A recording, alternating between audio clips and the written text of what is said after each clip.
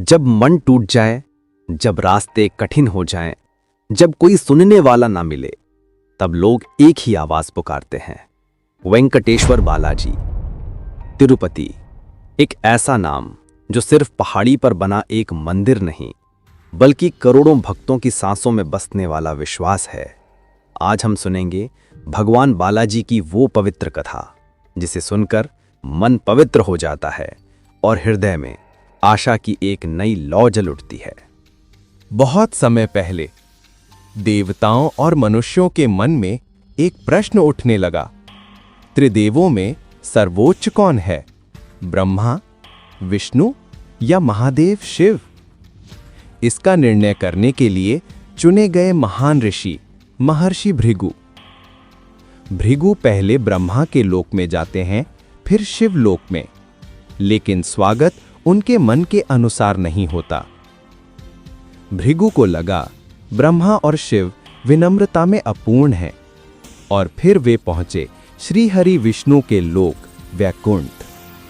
विष्णु भगवान उस समय शेषनाग पर विश्राम कर रहे थे और उनकी छाती पर विश्राम कर रही थी माता लक्ष्मी। भृगु के मन में गर्व था, अहंकार था। उन्होंने अचानक भगवान विष्णु की छाती पर अपने पैर से प्रहार कर दिया, पर हुआ क्या? न क्रोध, न दंड, न अपमान। भगवान विष्णु उठे, मुस्कुराए और बोले, ऋषिवर, आपकी पैर में चोट तो नहीं लगी? और वे महर्षि के पैर दबाने लगे। इनकी विनम्रता देखकर भृगु वहीं नतमस्तक हो गए, लेकिन कहीं और एक ज्वाला भड़क उठी थी, और वो थी माता लक्ष्मी। लक्ष्मी जी के लिए यह असहनीय था। उनके प्रभु को किसी ने पैर मारा और विष्णु ने प्रतिकार तक नहीं किया। अपमान और क्रोध में माता वैकुंठ छोड़कर पृथ्वी पर चली गई। वहां उन्होंने कठोर तप किया और बाद में जन्म लिया एक राजकन्या के रूप में, पद्मावती। विष्णु अकेले रह गए, और जब लक्ष्मी निवारण का कोई मार्ग न देखा, उन्होंने भी पृथ्वी पर अवतार लिया, वेंकटेश्वर के रूप में। वे आए सप्तगिरी यानी तिरुमला की 7 पहाड़ियों पर। कहा जाता है ये 7 पहाड़ शेषनाग के 7 सिरों का रूप हैं। वही शेषनाग जो हर जन्म विष्णु के साथ रहते हैं। यहां से शुरू होती है तिरुपति बालाजी की कथा। एक दिन तिरुमला के जंगलों में शिकार करते हुए वेंकटेश्वर की भेंट हुई राजकुमारी पद्मावती से। दोनों के नेत्र मिले और मानो पिछले जन्मों का प्रेम जाग उठा। राज्य में विवाह की तैयारी हुई, लेकिन एक समस्या थी। उस समय प्रथा थी कि वर को कन्या पक्ष को धन देना पड़ता था, लेकिन वेंकटेश्वर के पास धन नहीं था। तब उन्होंने धन के देवता कुबेर से ऋण मांगा। कुबेर बोले, प्रभु, ये धन आप लौटाएंगे कब? वेंकटेश्वर ने कहा, कलयुग में जब जब मेरे भक्त मुझे चढ़ावा चढ़ाएंगे, वो सारा दान इस ऋण को चुकाने में लगेगा। और तभी से तिरुपति में चढ़ाया गया हर धन एक प्रतीक है उस ऋण को चुकाने का। इसलिए आज भी भक्त कहते हैं, हम नहीं, भगवान हमारी ओर से कुबेर का ऋण चुका रहे हैं। तिरुपति सिर्फ एक स्थान नहीं, ये ब्रह्मांड की सबसे पवित्र भूमि में से एक है। इन 7 पहाड़ियों को कहते हैं सप्तगिरी। हर पहाड़ी शेषनाग का ही रूप है। कहते हैं यहाँ भगवान स्वयं उपस्थित हैं और हर क्षण भक्तों की सुनते हैं। तिरुपति मंदिर का आरंभ लगभग 3री शताब्दी से माना जाता है। राजाओं, संतों और भक्तों ने मिलकर इसे भव्य बनाया। विजयनगर के महान राजा कृष्णदेव राय ने सोने, हीरे, नवरत्नों से मंदिर को अद्भुत स्वरूप दिया। आज ये संसार का सबसे धनवान और पवित्र मंदिर है। तिरुपति बालाजी की मूर्ति साधारण नहीं है। मूर्ति के असली बाल कभी उलझते नहीं। हर गुरुवार उन्हें नया लेप, चंदन स्नान किया जाता है। मूर्ति के हृदय पास एक ताप है, मानो शरीर जीवित हो। और मंदिर के भीतर कभी कभी समुद्र जैसी आवाजें सुनाई देती हैं। मूर्ति के वस्त्र भी अद्भुत हैं, आधा पुरुष और आधा स्त्री स्वरूप।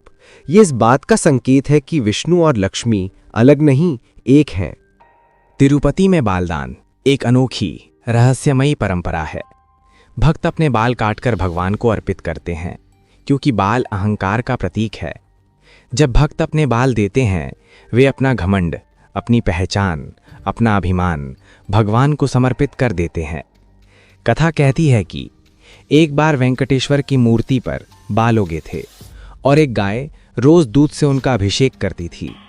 जब किसी ने उस गाय को मार दिया तो मूर्ति से खून बहने लगा। उस समय एक भक्त महिला ने अपने बाल काटकर मूर्ति पर चढ़ाए और रक्त का प्रवाह थम गया। तभी से शुरू हुआ बालदान। भक्त कहते हैं कि बालाजी कभी किसी को खाली हाथ नहीं लौटाते।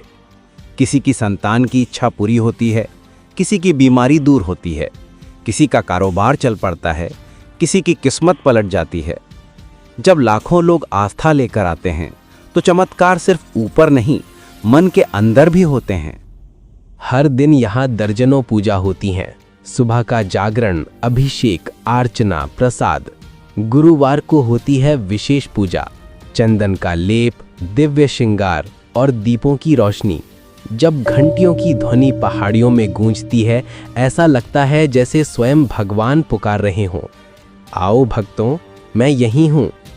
तिरुपति हिंदुस्तान का सबसे संपन्न मंदिर है, लेकिन ये धन किसी वैभव या विलास में नहीं लगता, बल्कि अनाज दान, गरीबों के भोजन, अस्पताल, छात्रावास, धर्मशालाएं और समाज सेवा में खर्च होता है। यही कारण है कि तिरुपति सिर्फ आस्था नहीं, मानवता का प्रतीक है। तिरुपति की यह कथा सिर्फ पुराण नहीं, यह एक संदेश है कि ईश्वर तक पहुंचने का रास्ता शक्ति या धन से नहीं, भक्ति और समर्पण से खुलता है।